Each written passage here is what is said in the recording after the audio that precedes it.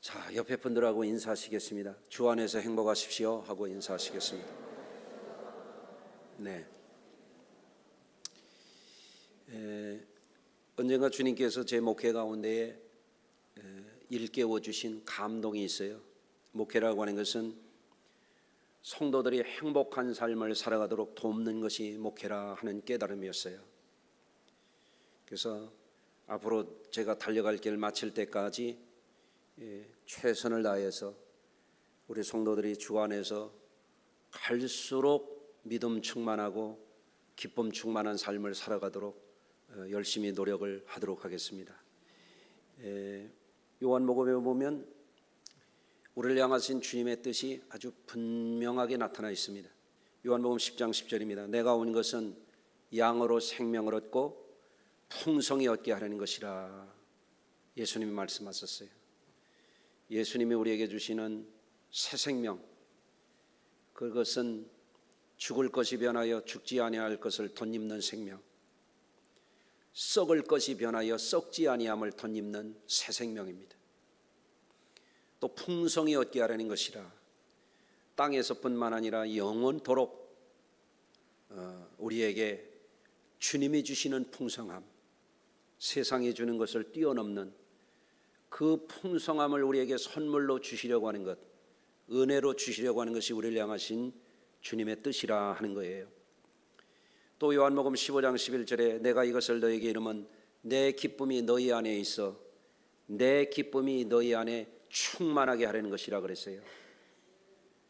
여기서 우리가 주목할 것은 세상적인 기쁨이 아니고 인간적인 기쁨이 아니에요. 내 기쁨이라고 그랬어요. 주님의 기쁨이 우리 안에 충만하게 하려는 것이 주님의 우리를 향하신 뜻이라 하는 말씀입니다.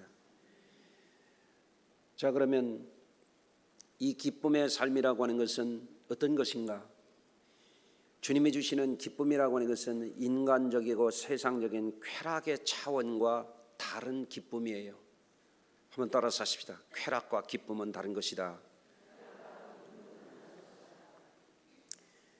우리가 인생을 살아갈 때 주님이 주시는 이 기쁨이라고 하는 것은 차원이 다른 것이에요.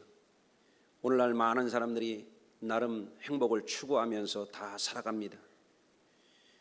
그런데 실상은 어떻게 사는 것이 참 행복인가 하는 것에 대해서는 사람들이 잘 모릅니다. 흔히 이런 생각을 하는 것 같아요. 어떤 사람은 공부를 잘하면, 좋은 학교를 가면, 좋은 직장을 구하면, 좋은 친구를 사귀고 연애를 하고 결혼을 하면 행복할 것이다, 이렇게 막연한 생각을 하는 것 같아요. 그런데 어떤 사람은 신혼여행 가가지고 싸웠다고 그러잖아요. 예? 어떤 분은 얘기합니다. 일을 잘하고 돈을 잘 벌고 승진을 하고 성공하면 행복할 것이다, 이렇게 생각한다는 거예요. 어떤 분이 대통령이 되고 나서 끝날 때 하는 말이 대통령 당선된 그날만 좋았다고 그러더라고요. 우리나라 역대 대통령 중에 그 말을 한 분이 있습니다. 여러분, 과연 행복이라고 하는 것이 소유를 하고 하고 싶은 것을 하고 그러면 정말 행복한 것인가? 그런 생각을 해보신 적이 있습니까? 여러분, 뭔가를 소유하고 하고 싶은 것을 내 마음대로 내 뜻대로 하면 좋긴 좋을 거예요. 아니, 안 그래요? 좋은 건 좋은 거지. 어떤 사람이 그랬다고 그래요. 우리 목사님은 돈을 좋아한다고. 그래, 내가 망령 들었나 보다 그랬어요. 돈 싫어하는 사람이 있으면 손 들어봐요. 일어나 봐요. 내가 밥 사드릴게. 돈 싫어하는 사람이 어디 있어요? 그 말도 안 되는 소리를, 헛소리를 하는 거야. 목회자를 비난하려고 아주 하는 소리지. 돈이 좋긴 좋지. 많이 소유하면 싫은 사람 어디 있어요? 하고 싶은 거 내 마음대로 하면 싫은 사람 있어요? 좋긴 좋죠. 그러나 그게 전부가 아니라는 것입니다. 인생과 세상이 주는 쾌락을 찾아서 탐닉할 때에 사람들에게는 문제가 다가오게 돼 있어요. 그런 것의 끝에는 잠시 즐거움이 있을 수는 있지만 결국에는 무의미해져요. 허무해집니다. 허탈해집니다. 그런 때가 반드시 오게 되어 있습니다. 요즘 젊은 사람들이 하는 말이 있어요. 현타가 왔다, 그런 말을 해요. 그 무슨 뜻인지 아시나요? 아마 10 중에 9은 잘 모르실 것 같아요. 현타라고 하는 말은 뭔가 사람이 몰입할 때는 좋았는데 그게 지나고 나니까 허무감, 허탈감이 오는 현실 자각 타임을 줄여서 현타라 그래요. 예? 꿈 깨고 보니까 허무하더라는 거예요. 아무것도 아니더라는 거예요. 현타가 왔다, 그렇게 얘기해요. 맛있는 거를 먹을 때는 좋았는데 지나고 보니까 현타가 왔대. 예? 너무 많이 먹었네. 예? 아이고 배불러 죽겠네. 그 현타가 온 거예요. 물불 가리지 않고 치열하게 살다 보니까 그렇게 살아야 되는 줄 알고 살았는데 돌아다 보니 후회만 남고 몸만 망가지고 억울하더라. 이게 뭐예요? 현타가 온 거예요. 현실 자각 타임이 온 겁니다. 그럴 줄 몰랐지. 그러고 사는 줄 알았지. 죽어라고 일하면서 살았지. 몸이 망가지는 줄 모르고 살았어요. 돌아보니까 후회가 되는 거예요.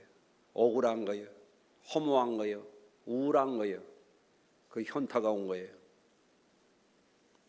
마치 정신없이 어떤 사람이 달리다 보니까 어디로 달리는지 모르겠더래요.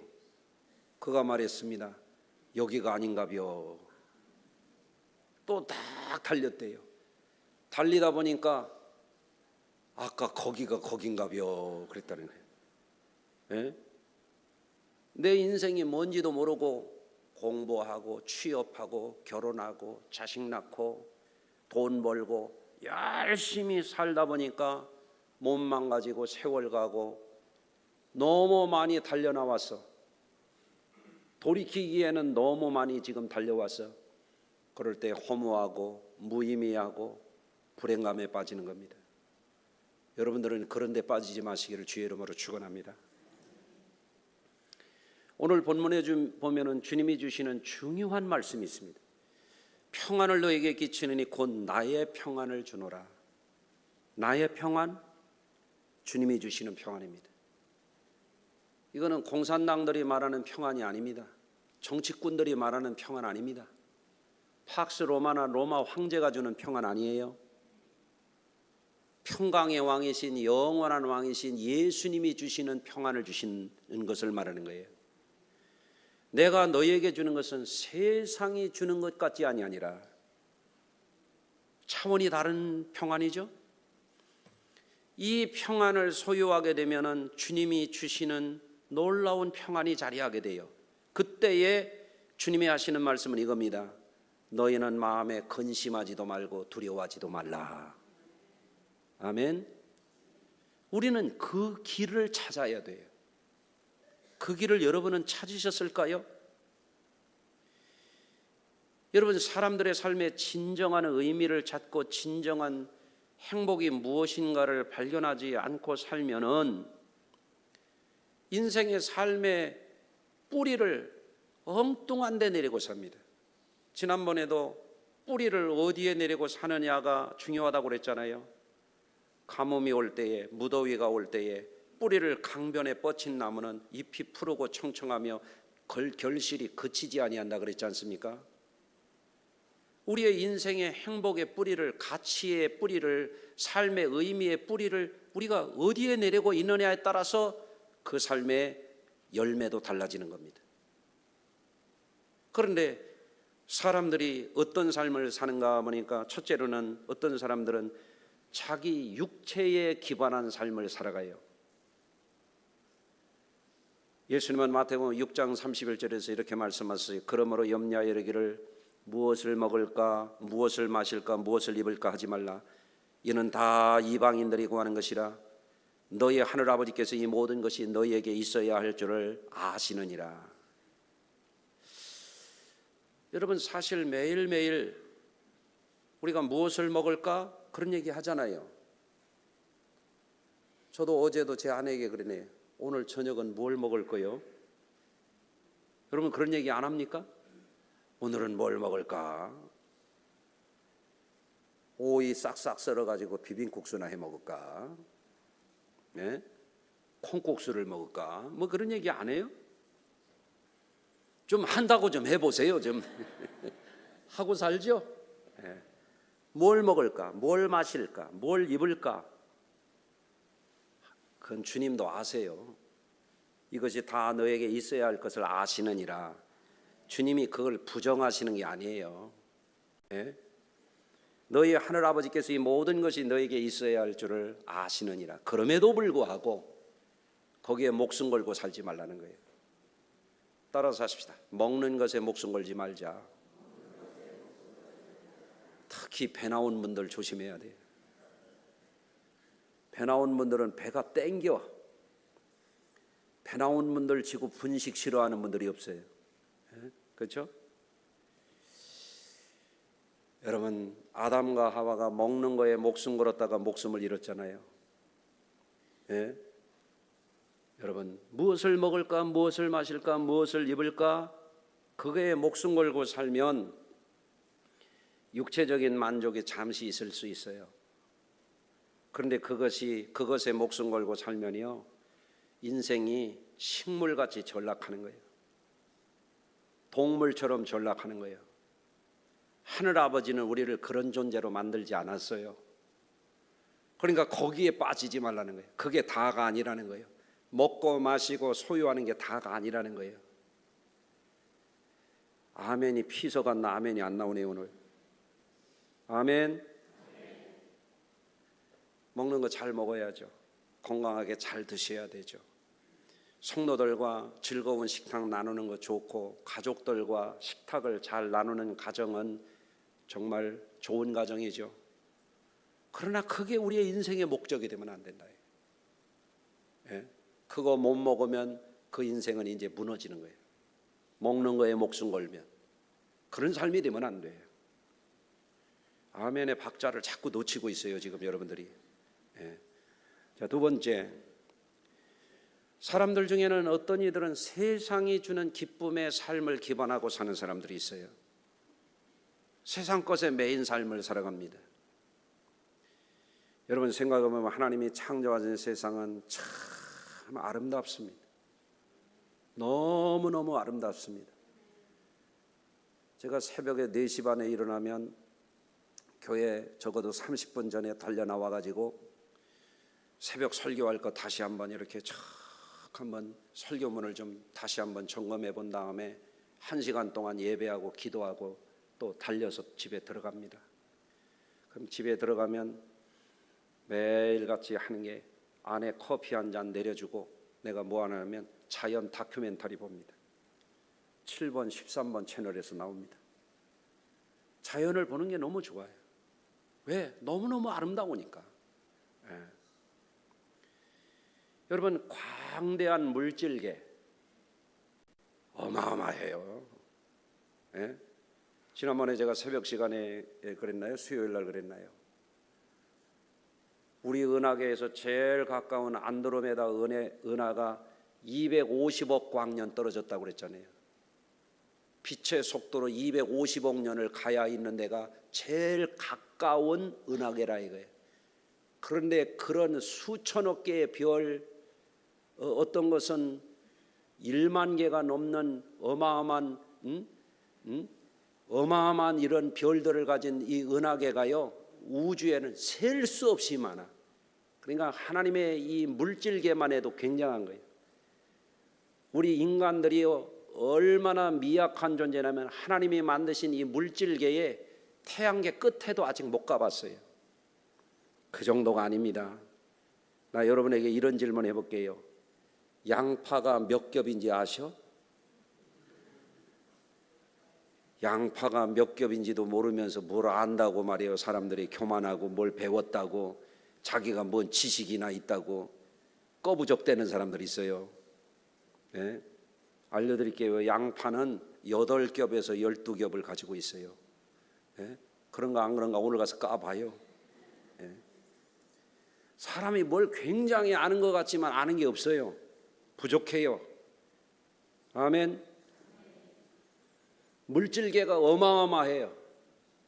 지구라고 하는 별은요, 저 나사에서 보이조호 그 망원경을 명왕성 근처에 가가지고 뒤로 돌려서 사진 찍은 거 보니까 지구가 점 하나예요. 점 하나. 예? 얼마나 작은 별이에요. 그런데 그 어마어마한 이 물질에게도 보면은 이 지구라고 하는 별 안에만 하더라도 봄, 여름, 가을, 겨울 변화가 무쌍하고 아름다운 풍경들이 너무너무 많은 거예요. 예? 산과 숲, 강과 초목들, 바다와 노을빛 얼마나 아름답습니까? 아름다운 걸 봐도 아름다운 걸 모르시나요? 여러분들 올여름에도 아름다운 거 기회가 되면 보시길 바래요. 네? 그뿐입니까? 사람들이 만들어내는 이 도시 문명, 수없이 쏟아져 나오는 물질적, 시각적, 청각적 인공세상, 그야말로 어떤 사람들은 판타스틱하다고 그렇게 얘기를 하잖아요. 환상적이라는 거예요. 사람들이 제가 만들어 놓고 제가 감동하는 거예요. 그래서 종종 사람들이 그런 거에 빠져버립니다. 어떤 사람은 일주일 내내 정신없이 막 수고에 땀을 흘리면서 치열하게 경쟁하면서 막 스트레스를 어마어마하게 받아가면서 일을 하다가 일요일만 되면 어디로 빠져버리는 거예요. 그거를 가리켜서 뭐라고 말하냐면 일요신경증이라 그래요. 일에 빠져서 살 때도 자아상실을 하고 사는데 일에서 쉬고 싶을 때도 뭔가에 빠져서 사는 거예요. 어떤 사람은 레포츠에 빠지고, 어떤 사람은 게임블링에 빠지고, 어떤 사람은 알코올에 빠지고, 어떤 사람은 일탈에 빠지는 거예요. 일요신경증이라는 거예요. 자아상실의 삶을 살아가는 거예요. 세상에 빠져가지고. 예? 옆에 분들하고 한 번 더 인사하시겠습니다. 세상에 너무 빠지지 맙시다. 왜? 세상에 너무 빠지면 세상의 어떤 것은 정말 재미있고 판타스틱하고 하지만 지나고 보면 허탈해지는 거예요. 결국은 그래요. 사람들이 세상 것에 매료되어서 세상 것을 많이 소유하고자 하고, 세상 것을 향유하고자 하고, 세상 것은 우리를 빠지게 하는 그런 매력이 있어요. 세상이 주는 환상, 세상이 주는 쾌락이라는 게 있습니다. 세상적인 것에 몰입하면 사람들이 그것이 행복인 줄 아는 수가 있어요. 물론 신앙생활하는 저나 여러분들도 소소한 즐거움이 우리에게 하나님이 선물로 주신 거라고 하는 걸 압니다. 그래서 오늘부터는 뭐 즐거운 거 다 끊어라 그런 얘기가 아니에요. 너무 세상적인 것에 빠져서 살다 보면 더 중요한 것을 잃어버린단 말이에요. 이를테면 이런 거예요. 전에 섬기던 교회에 어느 집사님 남편이 크리스마스 신자예요. 크리스마스 신자가 뭔지 아세요? 성탄절만 오는 사람. 이분이 서해안 쪽에 갯벌에 가면은 낙지가 있잖아요.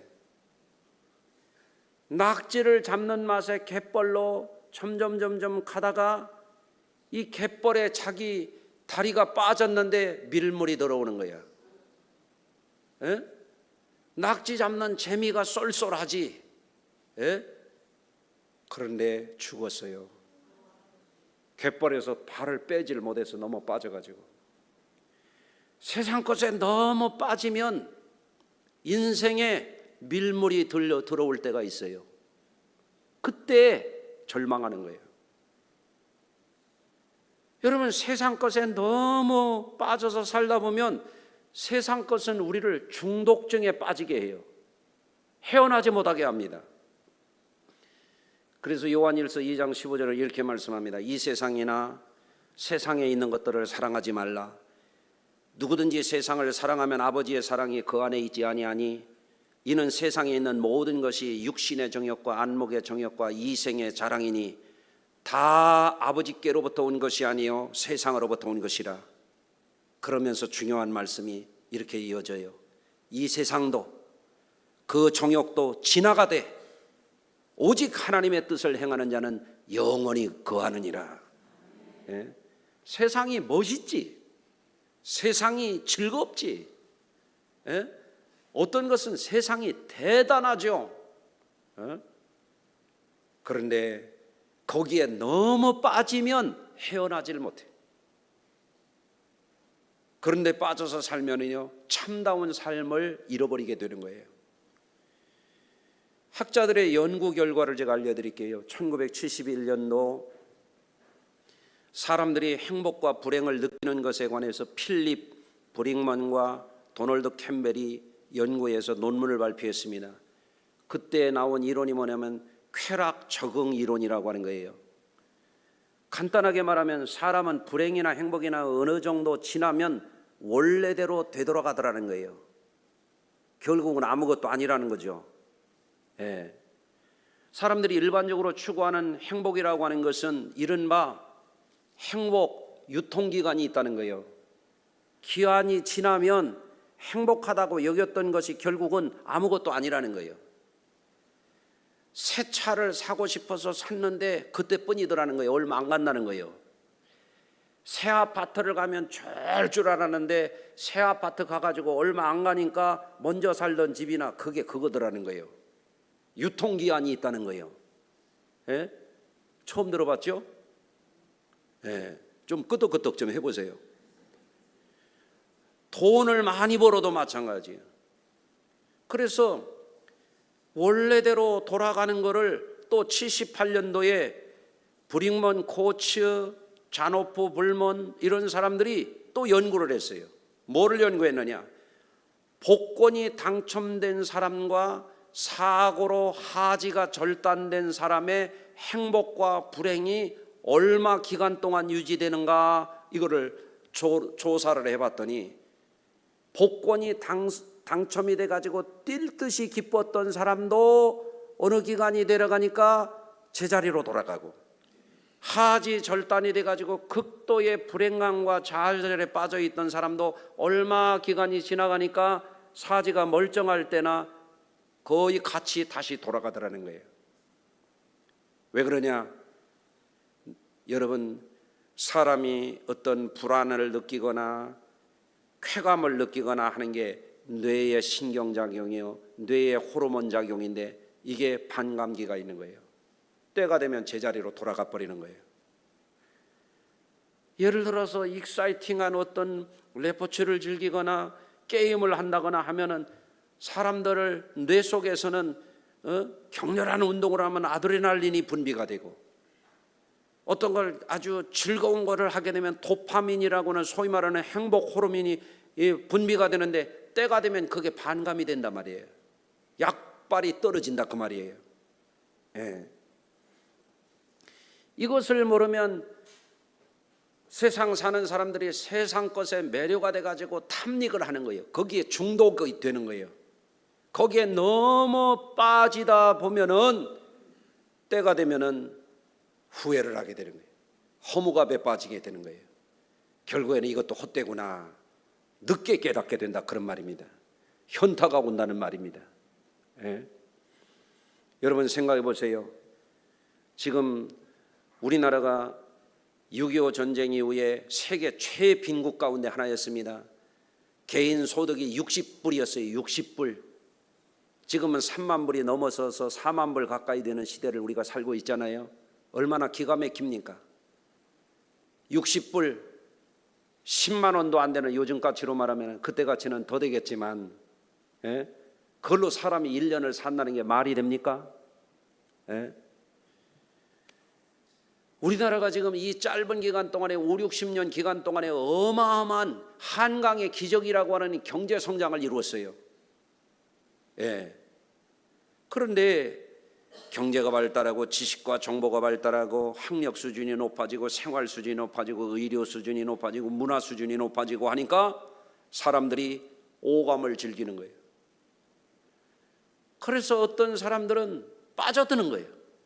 그게 뭐냐? 따지고 보니까 세상 것을 즐기는 것은 도파민 중독증이에요. 예. 그 도파민이 효과가 처음에는 반짝하다가 떨어지면 우울감, 신경증, 불안장애, 정신증, 심한 경우에는 자살에 이르기도 하는 거예요. 허탈하기 때문에. 예? 그래서 우리 주님은 우리를 보호하시기 위해서 하시는 말씀이 뭐냐면 이 세상이나 세상에 있는 것들을 사랑하지 말라는 거예요. 너무 빠지지 말라는 것입니다. 아멘. 그러면 우리가 어떤 삶을 살아야 되느냐? 우리는 결코 허무하고 무의미하고 무가치한 것에 빠지지 않으려면 한 가지 중요한 깨달음을 가져야 돼요. 자기 자신 안에 육체의 만족이나 피조물인 세상적인 것에 만족하기보다는 자기를 초월하는 영적인 삶에 대해서 발견하고 그거를 깨닫고 자기 것으로 만들어야 돼요. 여러분, 자기 자신의 육체적인 만족, 뇌의 도파민의 중독증에 빠져서 살면 결국에 가서는 그것이 약발이 다하면 아무것도 아니에요. 허무해지는 거예요. 우울감이 밀려오는 거예요. 또 세상의 냉정함, 허무함에 무너지지 않으려면 단 하나의 길이 있어요. 그건 뭐냐면 영적인 자기 초월의 삶을 깨우쳐야 돼요. 교회를 왔다 갔다 해도 평일날은 육체적인 삶에 빠지고 세상적인 것에 빠졌다가 아슬한 추억처럼 교회에 와서 주여 주여 몇 마디 하다가 그렇게 되면 영적인 삶을 살 수가 없어요. 우리가 깨우쳐야 돼요. 자기 초월, 세상 초월의 진리를 발견해야 돼요. 그건 뭐냐면 영적인 삶이에요. 할렐루야. 여러분, 이 세상이나 세상에 있는 것들은 어떤 거냐면 마치 차창밖에 풍경이 지나가는 것처럼 그것은 스쳐 지나가는 거예요. 육신의 때도 스쳐 지나가는 거예요. 아멘 안 해도 육신의 때 다 지금 지나갑니다. 세상 것 아무리 좋아봐야 차창밖에 풍경이 밀려가듯이 세상 것 다 지나가고 아멘 해도 지금 지나가고 있습니다. 지금 막 가고 있습니다. 지나가는 거예요. 어떻게 해야 되느냐? 자기 자신도 이 세상도 초월하게 하는 영적인 삶, 그것이 내 것이 되어야 되는 거예요. 그래서 오늘 본문 중에 놀라운 말씀이 있습니다. 요한복음 14장 16절. 내가 아버지께 구하겠으니 그가 또 다른 보혜사를 너희에게 주사 영원토록 너희와 함께 있게 하리니. 이게 복음이죠. 천지를 만드신 성부 하나님이 우리에게 보혜사, 우리를 도우시는 영을 보내주셔서 내 육체가 아니라 세상에서 오는 게 아니라 하나님이 보내주시는 그 영, 보혜사를 너에게 보내주셔서 영원히 함께 있게 해주겠다. 이게 복음이잖아요. 또 주님 말씀하십니다. 내가 너희를 고아와 같이 버려두지 아니하겠다. 따라서 하십니다. 주님, 저를 고아처럼 버리지 마세요.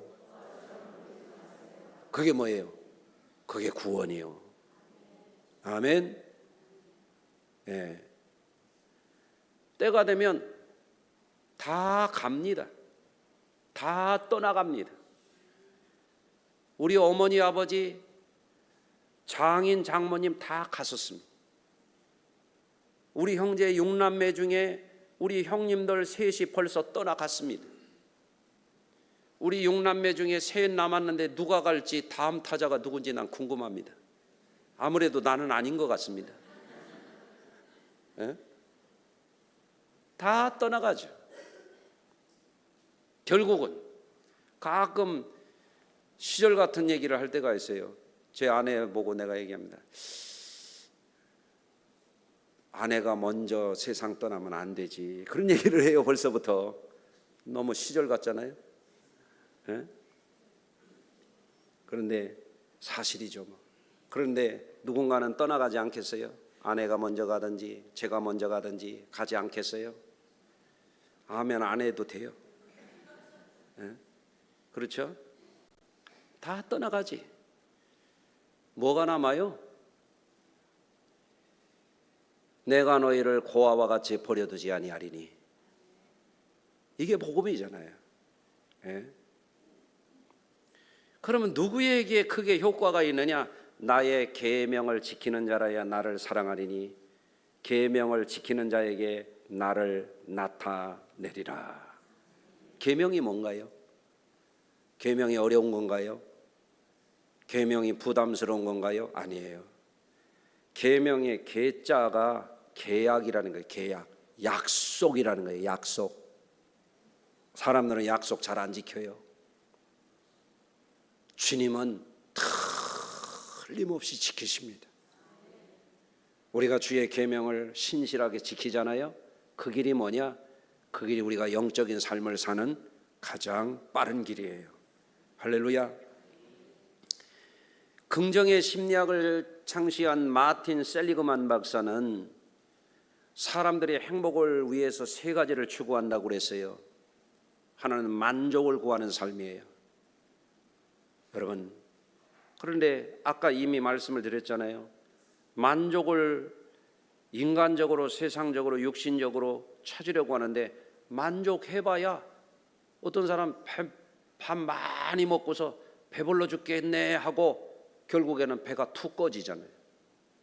만족은 반드시 반감기가 있다. 유통기한이 있다 하는 거예요. 그러니까 만족을 구하는 삶은 진정한 행복은 못 돼요. 소소한 기쁨은 있을지 모르지만 말입니다.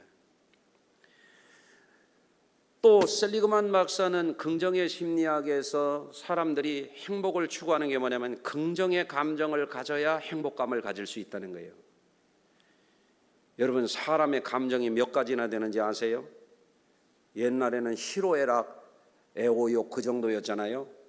그런데 여러분, 긍정의 심리학자들이 사람의 감정을 연구를 해보니까 이런 감정 저런 감정 분류해가지고 가지수를 세보니까 163가지나 돼요.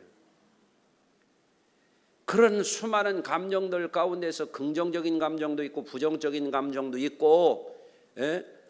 그런데 그 감정에 취해서 살면 어떻게 되는가? 그 감정이라고 하는 것을 뇌과학자들이 연구해 보니까 뇌신경의 문제고 뇌 호르몬의 문제더라는 거예요. 그러니까 너무 감정적인 것에 빠져서 살게 되면 어떻게 되느냐?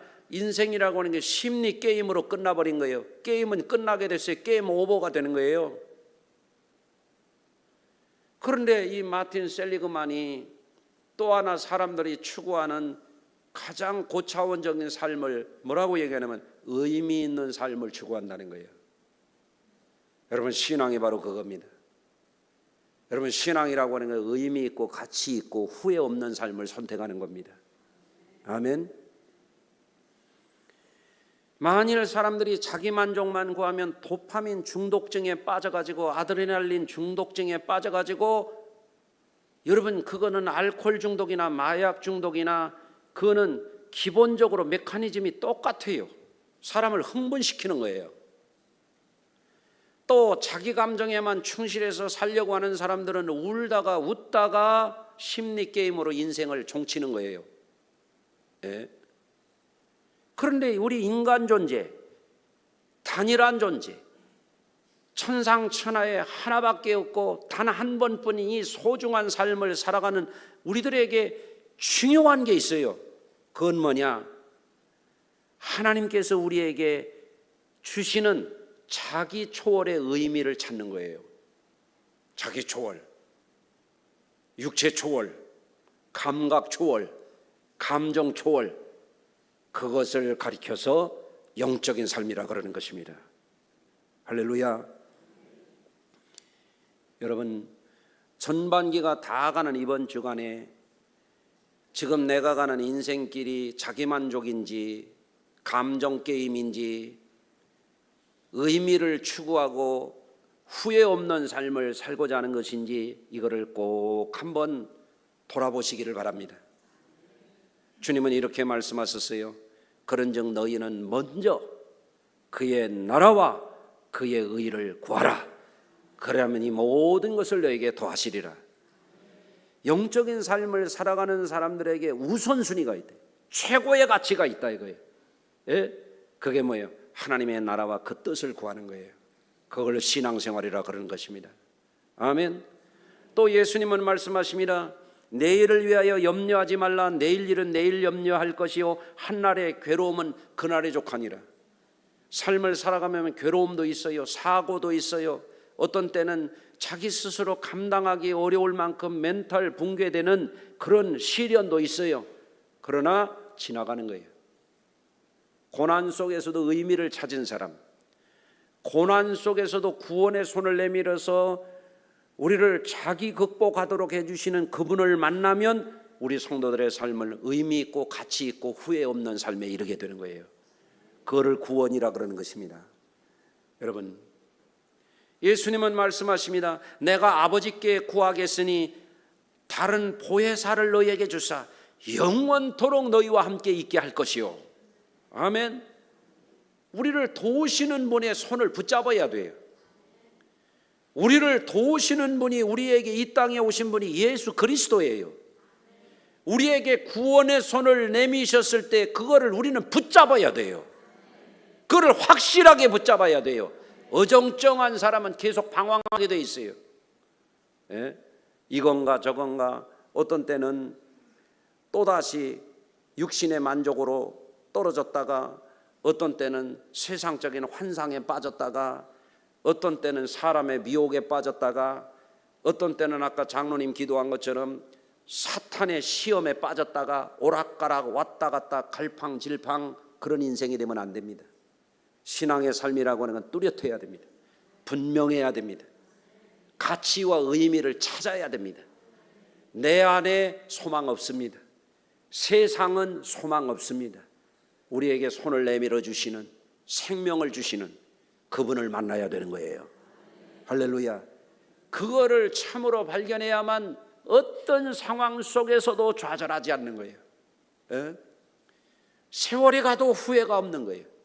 갈수록 소망이 넘치는 거예요. 아멘. 예?